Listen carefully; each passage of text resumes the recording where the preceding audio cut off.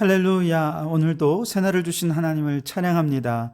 오늘도 말씀을 나누는 이 시간 성령님께서 우리와 함께 해주셔서 이 말씀이 이해되고 깨달아지고 믿어지는 역사가 있기를 주님의 이름으로 축원합니다.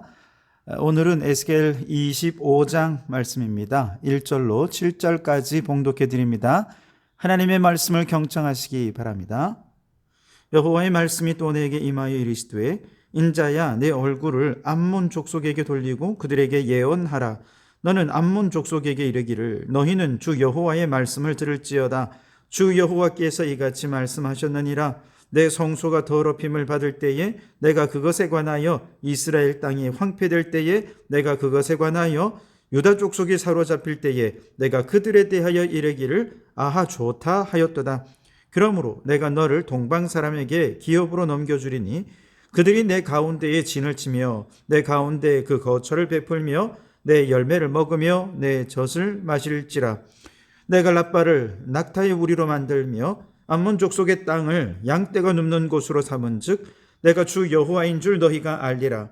주 여호와께서 이같이 말씀하셨느니라. 내가 이스라엘 땅에 대하여 손뼉을 치며 발을 구르며 마음을 다하여 멸시하며 즐거워하였나니 그런즉 내가 손을 내 위에 펴서 너를 다른 민족에게 넘겨주어 노략을 당하게 하며 너를 만민 중에서 끊어버리며 너를 여러 나라 가운데에서 패망하게 하여 멸하리니 내가 주 여호와인 줄 너희가 알리라 하셨다 하라. 아멘. 오늘도 이 말씀을 통해 우리에게 주시는 하나님의 음성을 듣게 되기를 바랍니다. 오늘 에스겔 25장부터 32장까지는 남유다 주변의 이방 나라들에 대한 하나님의 심판을 다루고 있습니다. 오늘 25장에는요, 요단 동편에 위치해 있던 암몬과 모압 그리고 에돔에 대해서, 그리고 요단 서편 지중해 연안 남쪽에 위치해 있던 블레셋에 대한 심판의 예언을 기록하고 있습니다. 우선 암몬 족속의 심판에 대해서 기록하면서 암몬 족속을 심판하시는 죄목이 뭔지 알려주시는데요. 3절 하반절에 보면 유다 족속이 사로잡힐 때에 내가 그들에 대하여 이르기를 아하 좋다 하였도다 그랬습니다. 다시 말해서 유다가 망하는 것을 보면서 이 암몬 족속들이 그렇게 좋아했다는 것입니다. 그냥 좋아하는 정도가 아니라 6절 말씀에 보면 손뼉을 치며 발을 구르며 마음을 다하여 멸시하며 즐거워하였나니 그랬습니다. 유다가 지금 불행하게 되고 나라가 망하게 된 것이 얼마나 기뻤는지 손뼉을 치고 발을 구르고 온 마음을 다해 멸시하며 즐거워했다. 그뿐만 아닙니다. 오늘 본문에 나오진 않지만 지난번 예레미야 40장에서 우리가 이미 살펴보았는데요. 이 암몬 왕이 유다가 멸망할 때 유다 족속의 왕족 출신의 이스마엘을 뒤에서 사주했습니다. 물질로 대어주고 그러면서 그를 유다 총독으로 부임한 그달랴를 암살하는 그런 일들을 이스마엘을 통해서 감행한 것이죠. 결국 유다의 멸망을 기회로 삼아 암몬은 자기들 세력을 유다에까지 뻗치고자 하는 계략을 실행했던 것이죠. 물론 서로 적대적인 원수 관계 속에 지내왔으니 그럴 수 있다라고 할 수 있겠지만 이처럼 남의 불행을 나의 행복으로 여기는 심보는 우리 하나님이 결코 기뻐하지 않으십니다. 아무리 원수 사이로 지냈더라도 그가 불행을 겪는다, 고난과 환난을 겪는다라고 하면 우리는 그를 위로해 줘야 됩니다. 사랑해 줘야 되고요. 그를 위해 기도해 주라라고 주님이 말씀하셨습니다.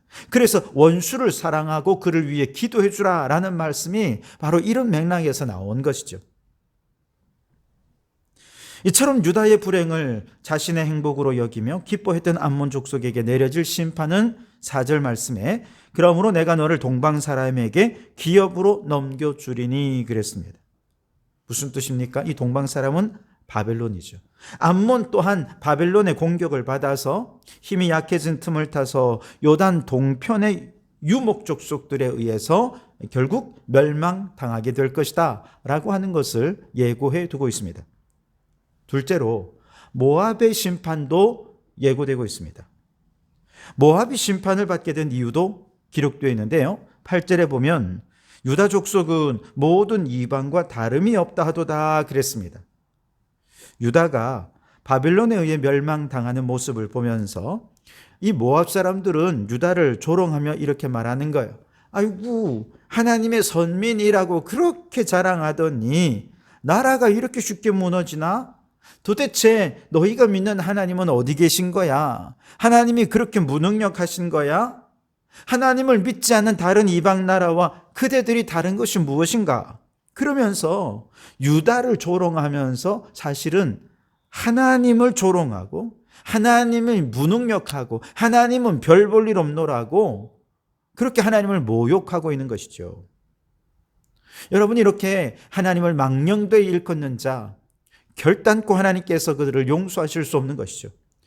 결국 그들이 받게 될 심판은 무엇인가? 10절에 보면 암몬 족속과 더불어 동방 사람에게 넘겨주어 기업을 삼게 할 것이라 그랬습니다. 결국 그들도 바벨론에 의해서 심판당하고 또 주변 여러 유목민들에 의해서 멸절될 것이다 라는 것이죠. 세 번째로 에돔 족속도 심판을 받게 될 것이다 예고하셨는데요. 에돔이 심판을 받는 이유는 그 죄악은 뭐냐? 12절에 에돔이 유다 족속을 쳐서 원수를 갚았고 원수를 갚음으로 심히 범죄하였도다 그랬습니다.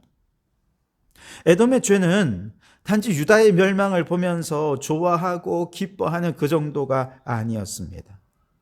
오히려 유다가 바벨론에 의해서 멸망당할 때 에돔은요, 적극적으로 자신의 유익을 얻기 위해 달려들었어요. 그래서 유다 변방 지역을 쳐서 노략질을 하기도 했고 바벨론 군대를 피해 도망가는 저 유대 사람들을 길목에서 기다렸다가 죽이기도 하고 심지어 사로잡아서 바벨론에 넘겨주는 일을 이 에돔 족속들이 했다는 거죠. 에돔은 에서의 후예죠.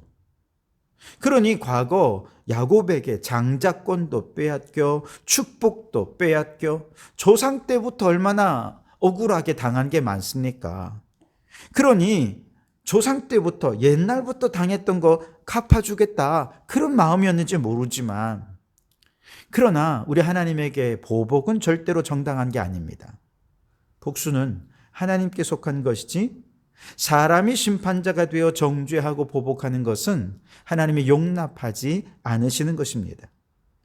게다가 지금 이웃 국가가 어려움에 처해 있잖아요. 그런 이웃 국가의 어려움을 나의 이익을 추구하는 그런 파렴치한 그런 행동을 하는 거 결코 하나님이 기뻐하지 않으신다는 것이죠. 마지막으로 블레셋의 경우도 심판을 받는 죄명이 15절에 기록되어 있는데요. 블레셋 사람이 옛날부터 미워하여 멸시하는 마음으로 원수를 갚아 진멸하고자 하였도다 그랬습니다. 옛날부터 블레셋이 이스라엘을 미워해서 어떻게든 진멸하고 싶어 했다는 거예요. 왜 블레셋이 이스라엘을 미워했을까요? 그도 그럴 것이 원래 가나안 땅에 블레셋은 원주민이었습니다. 그런데 갑자기 어느 날 이스라엘이 정복 전쟁을 벌이더니 가나안 지방을 쑥대밭으로 만들고 그 땅을 정복하고 그들이 주인 행세를 한단 말이죠. 그러니 원주민으로서는 얼마나 황당하겠습니까? 결코 이스라엘을 곱게 볼 수 없는 거죠. 게다가 가나안 지방은 다신교 사회가 아닙니까? 서로 다른 종교에 대해서 서로 비난하거나 정죄하거나 그렇지 않고 여러 종교들이 그냥 서로 어울리는 곳입니다. 하지만 그들을 정복하고 다스리는 저 이스라엘은 유일신 종교잖아요. 타 종교를 우상 숭배로 배척하고 또 이 가나안 원주민들의 문화는 음란하고 미신적이기 때문에 이런 문화는 배격해야 된다. 그러다 보니 가나안 사람들의 입장에서 볼 때 이스라엘은 정복자의 오만함을 가진 나라입니다. 자기들과는 결코 동화될 수 없는 문화를 가졌다고 생각하는 것이죠. 결국 갈등을 빚고 서로 원수와 적대 관계가 될 수밖에 없었던 것이죠. 그래서 오래전부터 이스라엘이 가나안에 들어오는 그때부터 블레셋은 어떻게든 저들을 진멸하고 싶다라는 생각을 가졌다는 것이죠. 게다가 블레셋은 지중해 연안 국가잖아요. 내륙으로 좀 땅을 넓히고 진출하려고 하면 항상 이스라엘이 가로막아서 방해를 놓는단 말이죠.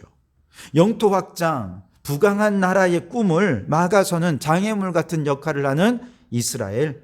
오래전부터 미워하고 멸시하는 마음으로 저들을 진멸하고자 하는 마음을 가질 수밖에 없었던 것이죠. 자, 그러나 하나님의 입장에서 볼 때 저 블레셋은 어떻습니까? 우상 숭배와 음란의 죄를 하나님이 택하신 백성에게 오염시키는 주범이 아닙니까?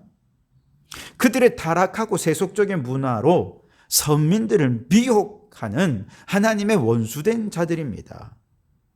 결국 17절 말씀에 보면 분노의 책벌로 내 원수를 그들에게 갚으리라. 내가 그들에게 원수를 갚은 즉 내가 여호와인 줄을 그들이 알리라 하시니라. 아멘. 하나님께서 분노의 책벌로 원수를 갚아줄 것이다 라는 것이죠. 자, 암몬, 모압, 에돔, 블레셋까지 남유다 주변의 4개 국가가 이제 하나님의 심판을 받게 되는데, 이들의 공통점이 있다면 하나님의 택한 백성인 이스라엘과 원수와도 같은 관계를 맺으면서 이스라엘의 멸망을 기뻐했고, 그리고 적극적으로 자신들의 유익을 얻을 기회로 여기면서 궁극적으로는 하나님을 대적한 자들이 되었습니다. 그런데 하나님께서 처음에 이스라엘의 조상인 아브라함을 가나안으로 부르실 때 분명히 약속하신 것이 하나가 있습니다. 창세기 12장 3절에 보면 너를 축복하는 자에게는 내가 복을 내리고 너를 저주하는 자에게는 내가 저주하리니 땅의 모든 족속이 너로 말미암아 복을 얻을 것이라. 아멘. 하나님은 아브라함을 축복하는 자 축복하고 저주하는 자 저주하실 것이라고 약속해 주셨습니다. 그리고 바로 그 약속을 지금 이렇게 갚으시는 거죠. 이들 내 이방 민족들이 모두 하나님의 택한 백성들을 조롱하고 모욕하고 저주하자 하나님께서는 그대로 그 귀에 들린 대로 조롱하고 저주로 그 이방 민족들에게 갚아주신 것입니다. 그런데 오늘날도요, 아브라함과 이스라엘에게 적용하시니 하나님의 원칙은 그대로 적용됩니다. 왜냐하면 우리 하나님은 신실하신 하나님이시기 때문에 그렇습니다. 그 신실하신 하나님이 아브라함과 이스라엘을 조롱하고 저주했던 이방 나라들에 대해 똑같이 조롱당하고 저주받게 하신 것이죠. 마찬가지로 오늘 우리도 그 신실하신 하나님을 믿는다면 내 손에 피 묻히면서 혹은 내 입술에 저주를 담으면서 나에게 악하게 행하는 자들에게 굳이 보복하려 할 필요가 없다는 거죠. 하나님께서 하나님의 귀에 들린 대로 그들에게 갚아주실 것이기 때문에 그렇습니다. 저 원수들로부터 조롱하는 말을 혹시 들으셨습니까? 그건 하나님의 귀에도 들렸을 것입니다. 그 귀에 들린 대로 그들이 조롱당하게 될 것입니다. 저 원수들로부터 저주하는 말, 정죄하는 말을 들어 마음에 큰 상처가 있으십니까? 그 이야기를 하나님도 들으셨습니다. 그리고 그 귀에 들린 대로 저들에게 저주로 갚아주시고 정죄로 갚아주실 줄 믿습니다. 그러므로 여러분, 우리 하나님은 어제나 오늘이나 영원토록 한결같이 신실하신 하나님이시라는 사실을 믿으시기 바랍니다. 아브라함에게 행하신 약속을 이스라엘에게 행해 주셨고 오늘 우리에게도 똑같이 갚아주시는 하나님이신 줄 믿습니다. 그러니 오늘 사람들로부터 환난과 고통을 당하며 저주와 정죄의 말로 가슴을 도려내는 것처럼 아프고 힘든 일을 겪는다 하더라도 여러분 힘내십시오. 왜냐하면 하나님께서 다 듣고 계시고 그대로 갚아 주실 것이기 때문에 그렇습니다. 우리가 할 일은 보복하는 일이 아니라 축복하는 것입니다. 복의 근원이 되는 것입니다. 그렇게 신실하신 하나님을 믿고 보복은 하나님께 맡기고 모든 곳에서 축복의 도구로 쓰임받는 우리 성도들이 되시기를 주님의 이름으로 축원합니다. 기도하겠습니다. 하나님, 우리가 믿음 위에 굳게 설수록 우리를 공격하는 원수 마귀의 공격도 거세집니다. 오 주님, 도와주시옵소서. 저들의 조롱과 정죄의 말로 인해 상처받지 않게 해주시옵소서. 그 악한 말이 하나님의 귀에 들릴 때에 하나님께서 보복하시고 갚아 주실 줄 믿습니다. 우리는 그 신실하신 하나님을 믿고 신뢰하며 어디서든 보복은 주님께 맡기고 축복의 통로로만 쓰임받는 저희들이 되게 해 주시옵소서. 예수님 이름으로 기도하옵나이다. 아멘.